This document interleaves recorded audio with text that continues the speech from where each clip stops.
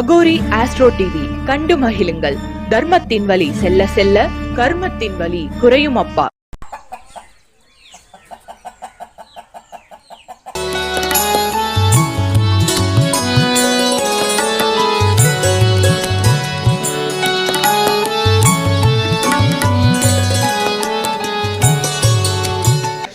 அதாவது இன்றைக்கி நம்ம பேசுகிறது என்ன அப்படின்னு பார்த்தீங்கன்னா, நம்ம அடிக்கடி பேசுகிறது தான், நம்ம மூளைக்கு எது வருமோ அதோடு நின்றுக்கணும் அப்படிங்கிறது தான் என்னோடய பாணி.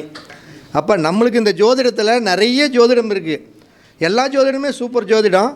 அதில் வேத ஜோதிடங்கிற இந்த பாரம்பரிய ஜோதிடங்கிறது முதன்மையான ஜோதிடம். அந்த ஜோதிடத்திலிருந்து அப்படியே கிளைகிளையாக பிரிஞ்சது தான் மற்ற ஜோதிடங்கள் எல்லாமே. அதிலிருந்து பிரிஞ்சது தான் நாடு ஜோதிடம், கேபி ஜோதிடம் இப்படிங்கிற மாதிரி. அப்போ நம்ம இன்றைக்கி பார்க்குறது வந்து இளமை, எளிமை, இனிமை, புதுமை அப்படிங்கக்கூடிய கேபி ஜோதிடம். அப்போ அந்த கேபி ஜோதிடத்துடைய சிம்பிளான சூட்சமங்கள் என்ன அப்படிங்கிறது என் அனுபவத்தில் நிறைய ஜாதகங்களை நம்ம பார்த்துருக்குறோம். அந்த ஜாதகத்திலிருந்து சில தொகுப்புகளை மட்டும் ஒரு குறுகிய ஒரு 10 நிமிடத்தில் நம்ம பேசி நம்ம நிறைவு பண்ணிக்கலாம். அதாவது எல்லாருமே நினைக்கிறாங்க ஒரு லக்னம் அப்படின்னா அந்த லக்னாதிபதியை போல தான் அந்த கிரகங்கள் இருக்குது அப்படிங்கிற மாதிரி நம்ம நினைக்கிறோம். ஒரு உதாரணத்துக்கு என் ஜாதகத்தை எடுத்துக்கங்க. நான் என் ஜாதகத்தை எடுத்துக்கிட்டால் என் மகர லக்னம். மகர லக்னம்னா மகர லக்னத்தை இயக்கிறது யார்? சனி பகவான். அப்போ என்னுடைய கிட்டத்தட்ட என்னுடைய தோற்றமாக இருக்கட்டும், நான் என்னோடய செயல்பாடுகளாகட்டும் யார் மாதிரி இருக்கணும்? சனி மாதிரி தான் இருக்கணும். நான் என்ன சனி மாதிரியாக இருக்கிறேன்? என்ன மாதிரி இருக்கிறேன்? என்னங்க ஐயா? சுக்கிரன் மாதிரி இருக்கிறேன். உண்மையாலுமே அதுதான். என்னுடைய கேபி ஜோதிடத்தில் என்னுடைய லக்ன பாவத்தை இயக்கக்கூடிய கிரகம் சுக்கிரன். இல்லை ஒயிட்டுங்கிறத விட மாப்பிள்ள என்னுடைய லக்ன பாவத்தை இயக்க கிரகமே சுக்கிரன் தான். அப்போ நாங்கள் அங்கே வந்து நம்ம எடுத்த உடனே நம்ம வந்து மகர லக்னம், லக்னாதிபதி சனி இருக்கிறாரு, அதனால் உங்களுடைய தோற்றம், நடை, உடை, பாவனை எல்லாமே சனி மாதிரி தான் இருக்குதுன்னு சொன்னோம்னா நம்ம தோற்று போயிடுறோம். சோம்பேறியல் இல்லைங்களே, நம்ம தான் துருதுருன்னு இருக்கிறோமே எந்நேரமே. கிட்டத்தட்ட 50 என்னங்க ஐயா? பரணி சுக்கிரன் இருந்தாலும் அந்த லக்ன பாவத்தை இயக்கக்கூடிய கிரகம் எனக்கு சுக்கிரன். அப்போ 12 பாவத்தையும் பாரம்பரிய ஜோதிடத்தில் எந்த கிரகங்கள் வேணுமாலும் இயக்கலாம். ஆனால் கேபி ஜோதிடத்தில் 12 பாவங்களை இந்தந்த கிரகங்கள் தான் இயக்கணும்னு ஒரு கணக்கு இருக்குது. அப்போ அந்த கிரகங்கள் 12 பாவத்தில் என்ன கிரகங்களை இயக்குதோ அந்த கிரகங்களைப் போல தான் அவனுடைய வாழ்க்கை நடக்குது. இதுதான் உண்மை. இப்போ லக்ன பாவத்தை சுக்கிரன் இயக்குது அப்படின்னாவே அவங்களுடைய அந்த கேரக்டராக இருக்கட்டும், குணாதிசயங்களாக இருக்கட்டும். முதல்ல லக்னம்னா என்ன? லக்னம்னாவே வந்து ஜாதகருடைய தனித்திறமை, உயிர், ஜாதகருடைய கேரக்டர் வாய்ஸ், இது எல்லாமே லக்னம் தான். அப்போ அந்த குணாதிசயங்கள் தான் அவங்களுக்கு இருக்கும். அப்போ அது தொடர்புகள்னால் நிறைய பேர்த்துக்கு புரியல. இதில் என்னென்னா தொடர்புகள் அப்படின்னா எப்படி நம்ம 12 ராசியை பிரிக்கிறோமோ அதே மாதிரி தான் நட்சத்திரத்தையும் கிட்டத்தட்ட 248 உபநட்சத்திரமாக பிரிச்சிருக்கிறாங்க கேபி ஜோதிடத்தில். அப்போ அந்த பிரித்த அந்த நட்சத்திரம், ஒரு கிரகம் ஒரு நட்சத்திரத்தில் இருக்குது அப்படின்னா அவன் இன்னொரு என்ன உபநட்சத்திரத்தில் இருக்கிறானோ அந்த உபநட்சத்திரம் போல தான் அந்த கிரகம் இயங்கும். இதுதான் உண்மை. இன்னும் சிம்பிளாக சொல்ல போனால் ஒரு உதாரணத்துக்கு சொல்கிறேன். ஒரு கிரகத்தை எடுத்துக்கிறோம். இப்போ சிம்பிளாக சொல்கிறேன், ஒரு 7ஆம் பாவத்தை எந்த கிரகம் இயக்குதோ, இப்போ நீங்கள் ஒன்றும் இல்லை, ஒரு மகர லக்னம், மகர லக்னத்துக்கு 7ஆம் பாவத்தை என்ன சொல்கிறோம்? சந்திரன் சொல்கிறோம். அப்போ அந்த சந்திரன் தான் அவருடைய வாழ்க்கையில் திருமணத்தை நடத்தி வைக்கணும். திருமணத்தில் சந்திரன் நின்ற ஏதாச்சும் சந்திரன் கிரகம் வேறு ஏதாச்சும் ஒரு கிரகத்துக்கு நின்றுருந்தால் அந்த கிரகம் நடத்தி வைக்கணும்னு நம்ம சொல்லலாம். ஆனால் இங்கே அப்படி கிடையாது. எந்த கிரகங்கள் வேணுமாலும் திருமணத்தை நடத்தி வைக்கும். கேபி ஜோதிடத்தில் எந்த கிரகங்கள் வேணுமாலும் திருமணத்தை நடத்தி வைக்கும், பணத்தை கொடுக்கும். சனியும் பணத்தை கொடுப்பான், குருவும் பணத்தை கொடுப்பான், சுக்கிரனும் பணத்தை கொடுப்பான். இவங்க தான் பணத்தை கொடுப்பாங்கிற அர்த்தமே கிடையாது. அப்போ ஒரு கிரகம் எந்த நட்சத்திரத்தில் இருக்குதோ அந்த நட்சத்திரத்தை போல தான் அது வேலை செய்யுது. இதுதான் கேபி ஜோதிடத்தில் நம்ம நடைமுறையில் கண்டுபிடிச்ச விஷயம். இப்போ ஒன்றும் இல்லை, 7ஆம் பாவத்தை இயக்கக்கூடிய கிரகம் அப்படின்னு வச்சுக்கோங்க, ஒரு குரு பகவான்னு வச்சுக்கோங்க. அப்போ 7ஆம் பாவத்தை குரு பகவான் இயக்குறாரு அப்படின்னா அந்த 7ஆம் இடங்கக்கூடிய திருமணஸ்தானம் முழுக்க குருவாகத்தான் இருக்கும் அப்படிங்கிறத மனசில் வச்சுக்கணும். அப்போ திருமண வாழ்க்கை அவர் எப்படி அமையும்? ஒரு கடவுளுடைய அனுக்கிரகம் போல் வரக்கூடிய மனைவியாக இருக்கட்டும், கணவனாக இருக்கட்டும், நல்ல கடவுளை போல் ஒரு பெருந்தன்மையான ஒரு நல்ல ஆன்மீகம் சம்மந்தப்பட்டதோட அப்படிப்பட்ட மனைவி தான் கணவன் தான் அமையும். ஆனால் அந்த 7ஆம் பாவத்தை ஈக்கக்கூடிய கிரகம் எந்த கிரகமாக இருந்தாலும் அவன் நிற்கிறாரில்ல, ஒரு நட்சத்திரத்தில் இருப்பார்ல, அந்த நட்சத்திரநாதன் தன் கையில் எந்த பாவத்தை வச்சுருக்கிறாரோ, பாவம்னா என்ன? நம்ம கேபி ஜோதிடத்தில் 12 பாவங்கள் இருக்குது. அதாவது 12 எண்கள் புரிஞ்சுக்கிற மாதிரி. இதில் சிம்பிளாக சொன்னால் 8, 12 அப்படிங்கிறது பிரச்சனைக்கு உண்டான பாவம். 2, 4, 6, 10ங்கிற பாவம் பொருளாதாரத்திற்கு மிகப்பெரிய முன்னேற்றமான பாவம். இந்த 5, 9 அப்படிங்கிறது பொருளாதாரத்திற்கு பின்தங்கியுள்ள பாவம். இந்த 1, 3, 7, 11 அப்படிங்கிறது எல்லாமே உபயராசி மாதிரி, இந்த பக்கம் தராசு தட்டு மாதிரி இங்கேயும் போகாது இங்கேயும் போகாது, சரிசமமாக இருக்கும். இதை மட்டும் நீங்கள் புரிஞ்சுக்கிட்டீங்கன்னா போதும். 8, 12னா பிரச்சனை, 5, 9 அப்படின்னா பணமே இல்லை, அன்புக்கு அடிக்ட் ஆனவன், பணத்தை நோக்கி அவனோட எண்ணங்கள் போகாது. 2, 4, 6, 10ங்கிறது பொருளாதார நோக்கமே இருக்கும், பணத்தை அதே மாதிரி அவங்ககிட்ட அன்பு பாசத்தில் எதிர்பார்க்கக்கூடாது. அதே மாதிரி 1, 3, 7, 11 அப்படிங்கிறது எல்லாமே ஆவரேஜ், இங்கேக்கு தகுந்த மாதிரியும் பேசிக்குவான், அங்கேக்கு தகுந்த மாதிரியும் பேசிக்குவான். இதுதான் இதனுடைய மொத்த மேட்டரே இதுக்குள்ளே தான் இருக்குது. இப்போ நான் சொன்ன விஷயத்துக்குள்ளே தான் இருக்குது. அப்போ அந்த 7ஆம் பாவத்தை எந்த கிரகங்கள் இயக்கினாலும் அந்த கிரகத்துடைய தசாபுத்தியில் தான் திருமணம் நடக்குதே தவிர வேறு எந்த காலகட்டத்திலையும் நடக்கலை. நான் பார்த்துட்டேன். அது கேபி ஜோதிடம் படித்தவங்களுக்கு எல்லாத்துக்குமே கிட்டத்தட்ட தெரியுது. அதில் அந்த கிரகம் என்ன நட்சத்திரத்தில் இருக்குன்னு கொஞ்சம் பார்க்கணும். இப்போ 7ஆம் பாவத்தை இயக்கக்கூடியவர் குருன்ட்ட நிற்கக்கூடிய நட்சத்திரம் சந்திரனாக இருக்குது. அந்த சந்திரன் தன் கையில் 6ஆம் பாவத்தை வச்சுருக்காருன்னு வச்சுக்கோங்க.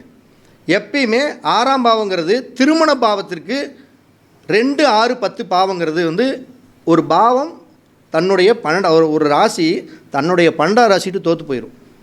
இப்போ 7வது ராசி இருக்குதுன்னா 6வது ராசிட்டு தோற்று போயிடும். 5வது ராசி இருக்குதுன்னா 4வது ராசிட்டு தோற்று போயிடும். 10வது ராசி இருக்குதுன்னா 9வது ராசிட்டு தோற்று போயிடும். இது எல்லாமே தோற்று போயிடுன்னு முடிவு பண்ணிக்கணும். தோற்று போயிடுதுன்னா என்ன? 7னா திருமணம் நடக்கிறது, 6னா திருமணத்தை முறிக்கிறது. இது கொடுக்கறது, இது முறிக்கிறது.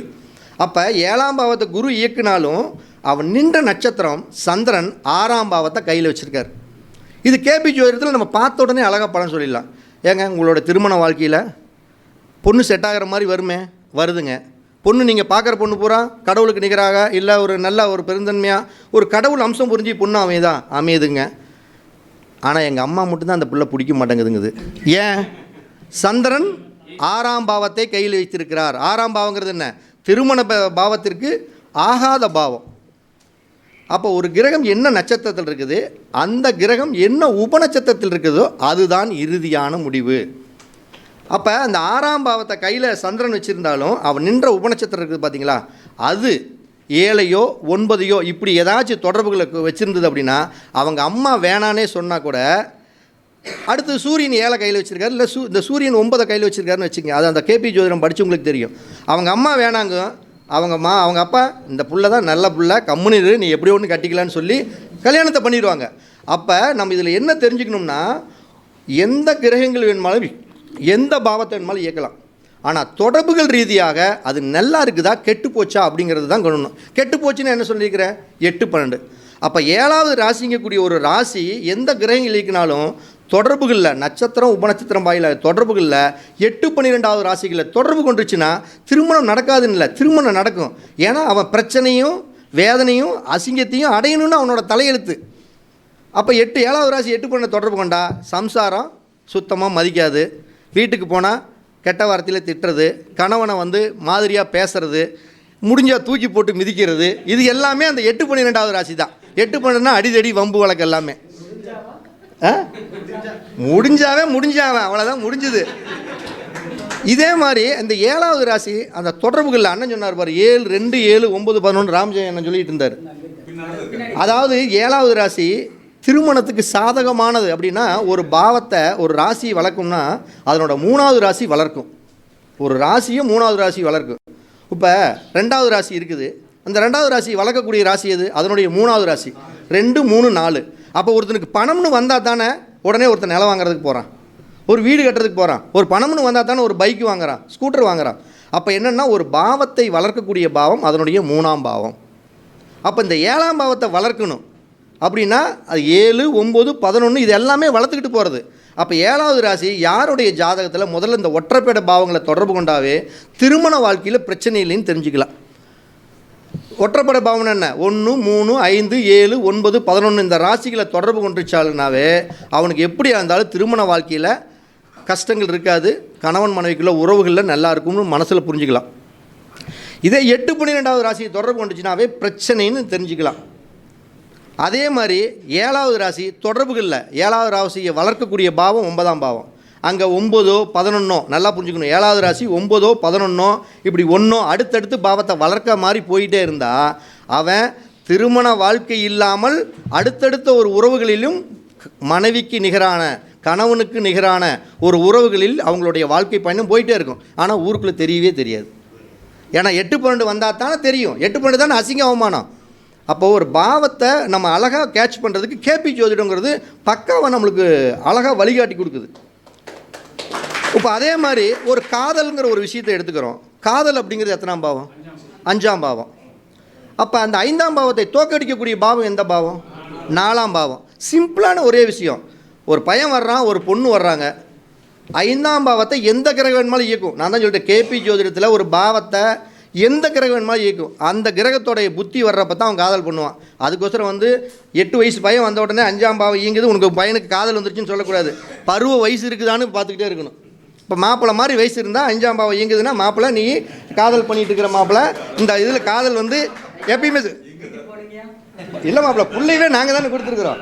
அப்போ 5ஆம் பாவம் 8-12வது பாவங்களை தொடர்பு கொண்டால் நிச்சயம் காதலில் அவன் அசிங்கம், அவமானம், கேவலத்தை அடைஞ்சே தெரியும். அதை புரிஞ்சுக்கணும். இதே 5ஆம் பாவம் அந்த பாவத்தை வளர்க்கிறது. 5ஆம் பாவத்தை வளர்க்குற பாவம் இந்த பாவம் 7ஆம் பாவம், 9ஆம் பாவம், இதெல்லாம் வளர்ந்துட்டு போகக்கூடிய பாவம். அப்போ 5ஆம் பாவம் 5, 7, 9வது ராசி தொடர்பு கொண்டால் பார்க்காம நம்ம சொல்லிடலாம். நிச்சயம் இந்த புத்தியில் காதல் திருமணத்திற்கு அவர்களுக்கு வழிகாட்டி இருக்குது. பெற்றவங்க கிட்ட நம்ம சொல்லிடலாம், நீங்கள் முடிஞ்ச அளவுக்கு இப்படி எல்லாம் ஜாதக ரீதியாக அமைப்பு இருக்குது, அதுக்கோசரம் உங்கள் பொண்ணு இப்படி நடக்கும்னு சொல்லிடக்கூடாது. இந்த பாவங்கள் இதை சார்ந்து தொடர்பு கொள்ளுது, அடுத்த புத்தியிலெல்லாம் கொஞ்சம் கவனமாக எச்சரிக்கையாக நம்ம வச்சுக்கோங்க அப்படிங்கக்கூடிய ஒரு விஷயத்தை நம்ம அழகாக சொல்லிடலாம். இன்னும் ஒரே ஒரு பாவத்தை சொல்லி என்னுடைய சிற்றுரையை நான் முடித்துக்கொள்கிறேன். ஏன்னா எதுக்கு அப்படின்னா, ஓ அப்படியா, ஏன் அப்படின்னா அடுத்தது நம்மளுடைய கேபி சார ஜோதிடத்தோடைய துல்லிய பரிணாமத்தோடைய வகுப்புகள் நடக்குது. அதுக்கு நம்ம அதனுடைய கண்டென்ட்டை நம்ம கொடுத்தே ஆகணும். அப்போ அந்த கண்டென்ட்டுக்கு அந்த வீடியோ தேவைங்கிறனால அதையே என்னுடைய கருத்தரங்க ஸ்பீச்சாகவும் நம்ம இந்த இடத்த பேசுகிறோம். இப்போ ஒன்றும் இல்லை, இப்போ 5ஆம் பாவத்தை நம்ம எடுத்துக்கிட்டோம். 5ஆம் பாவம் ஒரு நட்சத்திரத்தில் நிற்குமில்ல, அந்த நட்சத்திர கிரகம் எப்பயுமே நாளையோ இல்லை அதனுடைய திரிகோண ராசி எது? 8, 12. இப்போ 1, 5, 9ங்கிறது ஒரு திரிகோணம், 2, 6, 10ங்கிறது ஒரு திரிகோணம், 4, 8, 12ங்கிறது ஒரு திரிகோணம், 3, 7, 11ங்கிறது ஒரு திரிகோணம். அப்போ ஒரு திரிகோணங்கிறது என்ன? ஒரு ரயில் மாதிரி. ஒரு பொட்டி போச்சுன்னா 5வது பொட்டி போகும், அடுத்தது 9வது பொட்டி போகும். இப்போ 2வது பொட்டி ஒரு இன்ஜின் கிளம்பிச்சுன்னா அடுத்தது 6ங்கிற ஒரு பொட்டி போகும், பின்னாடி ஒரு 10ங்கிறது போகும். இது மாதிரி இந்த 5வது ராசி நின்ற நட்சத்திரம் 4 வச்சுருந்தாலும் சரி, 8 வச்சுருந்தாலும் சரி, 12 வச்சுருந்தாலும் சொல்லி அடித்தே சொல்லிடலாம், அந்த காதல் பிரிஞ்சு போயிடும், நீங்கள் கவலைப்படாதீங்கன்னு பெற்றவங்களுக்கு சந்தோஷமாக சொல்லி அனுப்பிச்சிடலாம். என்னங்க ஐயா? 12. அப்போ என்னன்னா அந்த பாவத்துடைய நட்சத்திரம், அதைத்தான் நம்ம சொல்லிகிட்டு இருக்காங்க. சாரநாதனை பாருங்கள், சாரநாதனை பார்க்கலன்னா சோற போயிடுவாங்க அப்படின்னு பழமொழியர்கள். அப்போ ஒரு கிரகத்தை விட அந்த கிரகம் நின்ற நட்சத்திரத்திற்கு வலிமை ரொம்ப அதிகம். அதைத்தான் நம்ம உபநட்சத்திரம் அப்படிங்கிறோம். அப்போ இந்த உபநட்சத்திரத்துடைய பரிணாமம் என்ன அப்படின்னா, நம்ம பாரம்பரிய ஜோதிடத்தில் இப்போ ஐயா மாதிரி கிட்டத்தட்ட ஒரு 20-30 வருஷத்துக்கு முன்னாடியே டீமில் களத்தில் இறங்கியிருந்தாங்கன்னா கிட்டத்தட்ட இன்றைக்கி அந்த பாரம்பரிய ஜோதிடத்தோட வேல்யூ ஃபுல்லாக இருக்கலாம். இன்றைக்கி இவர் இப்போ இறங்கியிருக்காரு அப்படிங்கிறப்ப கிட்டத்தட்ட நம்மளுக்கு 55 வயசு 60 வயசு ஆகி போச்சு. எல்லாத்துக்குமே மூளை கொஞ்சம் மழுங்கி போச்சு. கிட்டத்தட்ட இந்த மூளையில் இருக்கக்கூடிய கிராம் 100 கிராம் மூளை. எவ்வளோ மாப்பிள்ள? 300 கிராமா? 300 கிராம். 280 கிராமுக்கு கடன் இருக்குது. ஒரு 20 கிராமுக்கு பால் பிரச்சனை, போன பிரச்சனை, சம்சாரத்து பிரச்சனை இருக்குது. 10 கிராம் தான் மூளையில் வேக்கண்ட் இருக்குது. இதை தூக்கி எப்படி 10 கிராமில் சொருக முடியும்? அதை சொருகிறாரு. அதுலேயும் இதில் எல்லாம் சிக்காமல் இருக்கிறவங்களுக்கு சொருகி வச்சிடுறாரு. இப்படி சிக்கி ஒன்றுமே பண்ண முடியாதவங்களுக்கு அந்த ஈஸியான ஜோதிடங்கிறது இந்த கேபி ஜோதிடம் தான். அப்போ நீ இந்த கேபி ஜோதிடத்தில் கேட்ட கேள்விக்கு எந்த கேள்வி வேணுமாலும் கேட்டாலும் சரி, நடக்கக்கூடிய தசாபுத்திகளுடைய தொடர்பு 8, 12 வந்தால் இந்த விஷயத்தை என்ன கேட்குறியோ இந்த கேட்ட கேள்விக்கு நீ போனீங்கன்னா சிக்கிக்குவ, அசிங்கப்பட்டுருவ, அவமானப்பட்டுருவ. 5, 9ஆம் பாவங்கள் இயங்கிட்டு இருக்குது ஒரு புத்தி. அவங்ககிட்ட தெளிவாக சொல்லிடலாம், இந்த புத்தி முடிகிற வரைக்கும் நீ பொருளாதாரத்தில் பெரிய அளவுக்கு சேஞ்ச் பண்ண முடியாது. இருக்கிறபடி உள்ளபடி அப்படியே ஓட்டிக்க. ஆடு மாட்டை கட்டுறேன், நான் வாழைத்தோட்டத்தை பண்ணுறேன், மாட்டை பிடிக்கிறேன், ஆட்டை பிடிக்கிறேன், காட்டை பிடிக்கிறேன், வேலைக்கு போனீங்கன்னா எல்லாத்தையும் இழந்துட்டு போயிடுவீன்னு அழகாக சொல்லிட்டு போயிடலாம். 2, 4, 6, 10 ஒருத்தருக்கு பாவம் இயங்கிட்டு இருக்குது. கண்ணை மூடிட்டு இந்த புத்தி முடிகிற வரைக்கும் உனக்கு பொருளாதாரத்தில் நல்லபடியாக நடக்கும். இதிலே வந்து அந்த 2 4 6 புத்தி நடக்கிறவன் தான் ஜாக்கிரதையாக நடக்கணும். அவன் தான் நான் தான் பெரிய ஆளுன்னு இப்படி காலர் தூக்கி வச்சுட்டு பண்ணுவான். அவன் ஒழுங்காக மட்டும் அதை பண்ணல அப்படின்னு அவனுக்கு ஒரு தெனாவெட்டு இருக்கும். இந்த 2 4 6 10 இருக்கிறவங்க பணம் வர்றவங்ககிட்ட எப்பயுமே ஒரு தெனாவெட்டு இருக்கும். ஏன்னா பணம் வந்து எல்லாத்துக்கிட்டையுமே வந்துகிட்டு இருக்குது. ஆனால் சில பேர் அந்த தெனாவெட்டு இல்லாமல் இருக்கிறவங்க ஜெயிச்சிடுறாங்க. ஆனால் தெனாவெட்டோடு இருக்கிறவங்க தோற்று போயிடுறான். அப்போ 2 4 6 10ஓட புத்தி நடக்கும் பொழுது எல்லாமே நம்மளை தேடி வரும். கொஞ்சம் அப்படியே கவனமாக இருக்கணும். அப்போ இந்த கேபி ஜோதிடத்தில் பாவங்களில் இயக்கக்கூடிய கிரகம் என்ன கிரகமோ அந்த கிரகத்துடைய தசா புத்திகளில் தான் வீடு கட்டலான்னு இருக்கிறோம். வீடு கட்டுறதுக்கு குரு திசை நடக்குது. எந்த திசை வேணுமாலும் நடந்தாலும் வீடு கட்டலாம். இந்த கிரகம் தான் வீடு கட்டணும்னு அவசியமே இல்லை. இப்போ ஒன்றும் இல்லை, வீடு கட்டுறதுக்கு சுக்கிரன் தான் காரணம். சனி கூட வீட்டை கட்டுவார். அந்த பாவத்தை 4ஆம் பாவத்தை இயக்கக்கூடிய சூரியனாக இருந்தால் அழகாக சொல்லலாம்.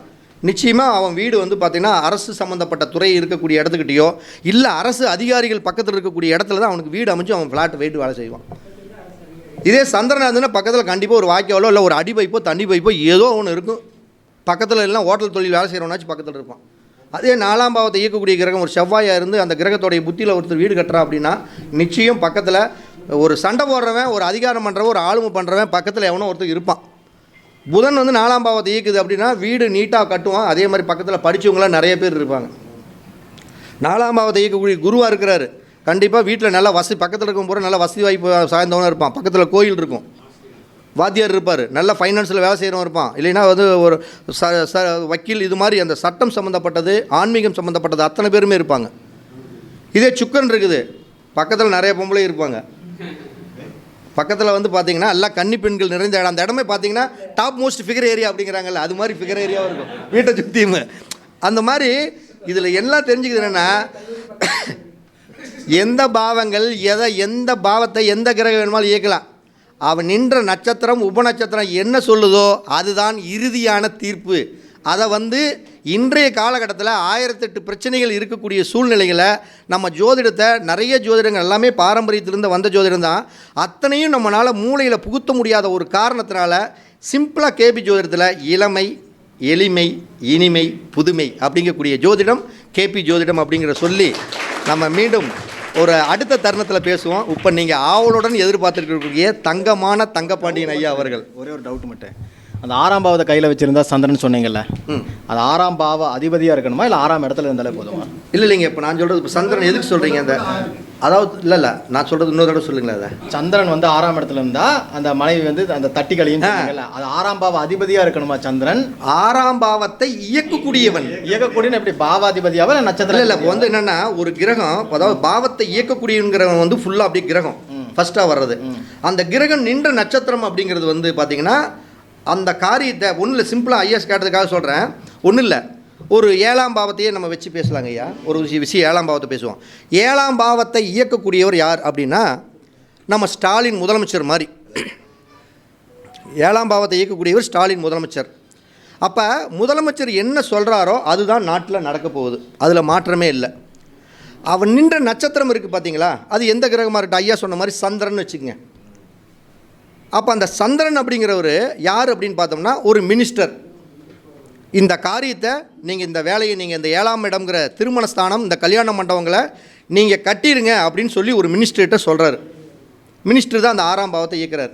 இவர் சொன்னதை அந்த நட்சத்திரம் உள்வாங்கிக்கணும். நீங்கள் சொன்னதை நான் ஏற்றுக்கிறேன். இப்போ நம்மளே நடைமுறை வாழ்க்கையில் அது இதை பற்றி பேசக்கூடாது. அது முதலமைச்சர் சொன்ன கருத்துக்களை நிறைய இடத்துல சில மினிஸ்டர் ஏற்றுக்கல, வேறு மாதிரி தப்பாக போச்சு. அப்போ அதுதான் அந்த 6ஆம் பாவங்கிறது. அப்போ அந்த மினிஸ்டர் என்ன பண்ணுவார் அப்படின்னா இன்னொருத்தர்கிட்ட வேலையை பகிர்ந்து கொடுப்பார். அதாவது நட்சத்திரம் உபநட்சத்திரத்தை பகிர்ந்து கொடுப்பார். அப்போ அவர் யாருன்னா அவர் வந்து அந்த வீட்டுடைய இந்த எஸ்பி, போலீஸ் இவங்க மாதிரி, அப்போ ஒரு கல்வி அதிகாரி மாதிரி. அப்போ முதலமைச்சருங்கிற அந்த திருமணத்தை வந்து நடத்தி வைக்கணும் அப்படின்னு அவர் சொல்லிடுறாரு. அவர் ஒரு நட்சத்திரத்தை ஒப்படைச்சிறாரு. அந்த கிரகம் 6ஆம் பாவத்தை கையில் வச்சுருக்குது. அப்போ இவர் முதலமைச்சர் சொல்லிட்டு நின்றுக்கிறாரு. நட்சத்திரம் வந்து இந்த பாவத்தை நீங்கள் செயல்படுத்தணும்னு முதலமைச்சர் சொல்லியிருக்கிறாரு அப்படின்னு தளபதிக்கிட்ட சொல்கிறாரு. இவர் சொன்ன கருத்து, முதலமைச்சர் சொன்ன கருத்தே வந்து நட்சத்திரமான அந்த மினிஸ்டருக்கு ஒத்து வரல. அங்கேயே ஒரு பிரேக் விழுந்துருச்சு. ஆனால் அவன் நின்ற நட்சத்திரம் இருக்கார் பார்த்தியா தளபதி, அவரும் இந்த ரெட்டப்பட பாவமான 2, 4, 6, 10 இப்படி வச்சுருந்தா கண்டிப்பாக இந்த திருமணம் அப்படிங்கக்கூடிய விஷயத்தில் தடையை கொடுத்துரும். ஆனால் இந்த ராஜா, இந்த முதலமைச்சர் சொன்ன விஷயத்துக்கு மினிஸ்டர் வச்சிருக்கிறது 6ன்னு சொல்லிட்டேன். ஆனால் அவர் ஒரு தளபதிக்கு சொல்கிறாருல்ல, நீ இந்த வேலையை போய் செஞ்சிருன்னு சொல்கிறப்ப இந்த திருமணத்துக்கு சாதகமான பாவம் எந்தெந்த பாவம்? 1ஆம் பாவம் சாதகம்தான், 3 சாதகம்தான், 5 சாதகம்தான், 7 சாதகம்தான், 9, 11 இது எல்லாமே சாதகம்தான். அப்போ இந்த ஸ்டாலின் சொன்னது ஒரு பாவத்தை இயக்குறாரு, அடுத்தது மினிஸ்டரு அவர் வேணான்னு தடுக்கிறாரு. ஆனால் மினிஸ்டர் சொன்ன வேலையை தளபதிகிட்ட ஒரு IAS கொடுக்குறாரு. அவருக்கு இது கையில் இந்த 1ஐயோ 3ஐயோ 5ஐயோ 7ஐயோ 9ஐயோ 11ஐயோ வச்சுருந்தா நீ சொல்கிறதுக்கு நான் ஆப்போசிட்டாக தான் செய்வேன் அப்படின்னு சொல்லி செஞ்சிடுவான். அப்போ என்ன நடக்கும்? திருமணத்தை நடத்தி வச்சுருவார். யார்? மினிஸ்டர் மூலமாக நடக்காது, அதிகாரி மூலமாக அந்த காரிய சம்பவம் நடந்துடும். அப்போ யாருக்கு பெனிஃபிட்டு? 7ஆம் பாவமான உபநட்சத்திராதிபதியாக ஸ்டாலினுக்கு வந்து அது ஒரு வெற்றியை கொடுத்துரும். இதுவே மினிஸ்டர் சொன்னதையே அவரும் கேட்குறாரு. ரெட்டப்படை வச்சுருக்காரு 6ங்கிறத, அவரும் 6 வச்சுருக்கிறாரு, இல்லை 2 வச்சுருக்காரு, இல்லை 10 வச்சுருக்காரு. அப்போ இவர் சொல்கிறதுக்கு தகுந்த மாதிரியே அந்த ஆளும் வந்துடுவாப்புல. அப்போ முதலமைச்சர் சொன்னது நடக்காது. அப்போ நட்சத்திரத்திற்கும் உபநட்சத்திரத்திற்கும் தான் போட்டி. அப்போ ஒரு பாவங்களை இயக்கக்கூடியவர் அது ஸ்டெப் எடுத்தாலும் அவன் நின்ற நட்சத்திரமும் உபநட்சத்திரமும் அதுக்கு சாதகமாக இருந்தால் அந்த காரியங்கள் நடக்கும், இல்லைன்னா நடக்கவே நடக்காது. இப்போ நான் என்னுடைய ஜாதகத்திலே ஒரு தடத்தில் நல்லா பார்க்குறப்ப எல்லாத்துக்குமே ராகு திசையில் வீடு கட்ட முடியாது அப்படி இப்படி நிறைய பேர் சொன்னாங்க. நான் நிறைய ஜோசியரை பார்த்தேன். எனக்கு 4ஆம் பாவத்தை இயக்கக்கூடியவன் கிரகம் ராகு தான். ராகோட திசையில் தான் வீட்டை கட்டுனேன். அது அடுத்தது வந்து எந்த புத்தியில் கட்டுனேன் அப்படின்னா குரு புத்தியில் தான் கட்டுனேன். குரு நட்சத்திரம் உபநட்சத்திர வாயிலாக 4ஆம் பாவத்தை கையில் வச்சுருக்கிறார், தொடர்புகளில். அப்போ ராகு திசையில் குரு புத்தியில் தான் கரெக்டாக வீடு அமைச்சு. இது மாதிரி நான் வீட்டுக்கு பார்க்கல, திருமண காலத்தையும் அப்படியே முன்னாடி போய் பார்த்தேன். அதுவும் கரெக்டாக திருமண பாவத்தை இயக்கக்கூடிய கிரகம் என் ஜாதகத்தில் சந்திரன். சந்திர திசையில் தான் திருமணம் நடந்தது. அதே மாதிரி தொழிலில் வந்து ஒரு ஸ்டாண்ட் பண்ணுறதுக்கு பார்த்தேன். 10ஆம் பாவ உபநட்சத்திராதிபதி எந்த கிரகமும் அந்த கிரகத்தோட பகுதியில் தான் தொழிலில் செட் ஆச்சு. அதே மாதிரி 9ஆம் பாவம் என்னுடைய ஜாதகத்தில் இயக்கக்கூடிய கிரகம் சூரியன், தொடர்புகளில் 8, 12 கரெக்டாக சூரிய திசை அந்த ஒரு புத்தியில் தான் எங்கள் அப்பாவை இறக்குறாரு. இது மாதிரி நம்ம நிறைய ஆய்வுகள் பண்ணுறப்ப இந்த கேபி ஜோதிடத்தோட டெக்னிக்கை மட்டும் புரிஞ்சுக்கிட்டோம்னா அந்தந்த சம்பவங்கள் கரெக்டாக மேட்ச் ஆகுது. இதுதான் மேட்ரு. அப்போ இப்படிப்பட்ட ஜோதிடத்தை வந்து இந்த மூளைக்கு எனக்கெல்லாம் என் மூளையில் சேரல, எனக்கு இத்தனையோ ரொம்ப நாளாக நான் ஜோதிடம் படிச்சுக்கிட்டே இருக்கிறேன், இன்னும் எனக்கு பலன் சொல்ல முடியல அப்படிங்கிறவங்க இந்த ஜோதிடத்தை கண்டிப்பாக நிச்சயமாக ஃபாலோ பண்ணால் கேபி ஜோதிடத்தில் ஒரு இளமையும் ஒரு புதுமையும் ஒரு எளிமையும் உங்களால் உருவாக்க முடியும்னு சொல்லி நான் விடைபெறுகிறேன். அனைவருக்கும் வணக்கம், நன்றி, வாழ்த்துக்கள்.